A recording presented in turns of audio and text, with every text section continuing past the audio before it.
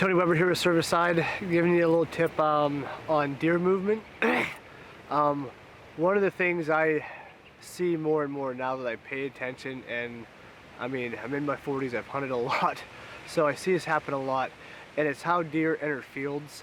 I've started to set my stands up in spots that may not be over top of the most lush food plot. Although deer hit them, and I have stands there, and and I do hunt them and do well.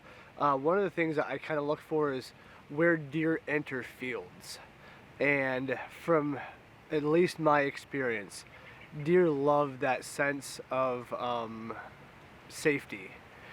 And here on top of the hill here, we have this flat top on this ridge. It's all cut, you can see it behind me. It slopes off on both sides. The wind travels usually from west to east, and it cuts right over the top here. I sit a stand directly here to my left, and there's a steep drop off on the side of the ridge, and there's bedding there. It's a huge, probably 6-7 acre grapevine thicket. Can't walk through it, have to crawl hands and knees. Deer don't have to, but I do. And obviously that's, a place that they love to bed during the day and they jump out of in the evening.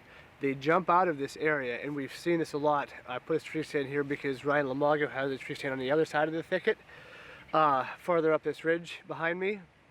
And we see deer come out right here at this gas line all the time. So we put a tree stand there.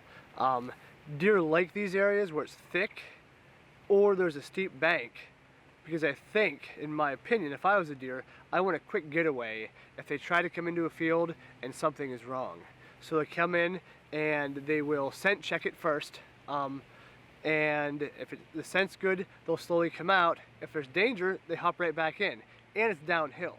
So those two things combined are, in my opinion, a great spot to set up where deer are going to come out, you're going to have a shot quickly, because they're coming out close to you. I also just happen to have some really big red and white oak behind me.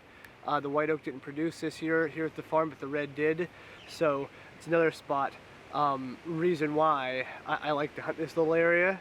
And you can see from the video last night, I had 2 deer come out. One was a button buck, came out at like 6-7 yards, and another was a 2-year-old 8-point, came out in almost the exact same spot. I couldn't get the camera turned quick enough because even though it's loud and it's crunchy, they're ghosts. They come out and they almost shocked me both times, but they stopped 10 feet inside the woods, waited 2 or 3 minutes, scent checked the area, did a quick visual as best they could, and then came out.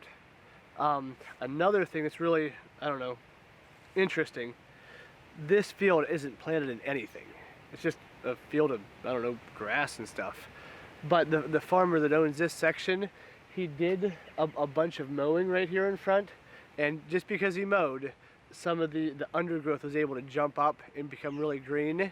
Again, it's nothing but like grass and weeds, but because it's green, they hammered it quick, and they jump out into these areas. So all of those things combined mean, bam, I'm gonna have a stand right here. The only thing that I have to watch, which I'm learning more and more about, because I'm no expert, I used to think, oh, my wind is gonna travel right over the top of this ridge, go out into the valley, they'll never smell me.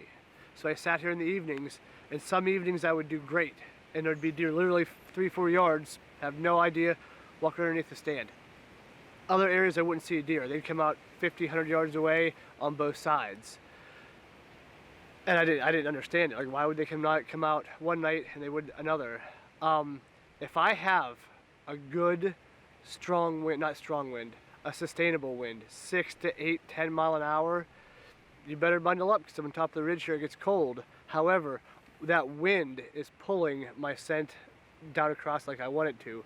Nights where there's no wind, as the thermals drop and they drop my scent to the forest floor, they drop right down over top of the ridge, and I might as well just be walking through there with a pot and a pan, because all my scent drops in the evenings and just hugs that side of that ridge straight down into that thicket, completely wasting my time, if you will. Now if deer come out on other areas and come towards me, that's fine, but they're not coming out from where I want them to come out or where I expect them to come out. So I don't hunt here if there's no wind. I only hunt if there's a good 6, 7, 10 mile an hour wind, which we had last night. And I sat up there and I had a drink, I had an apple, and deer were 20 yards from me, and they had no idea because I kept my movement short and small, my noises short and small, but they had no idea because all my wind was being sucked completely over top of the valley here. So another thing to look at if you come to the top of a ridge like this, on where to set up and how deer are going to move. So thanks for watching.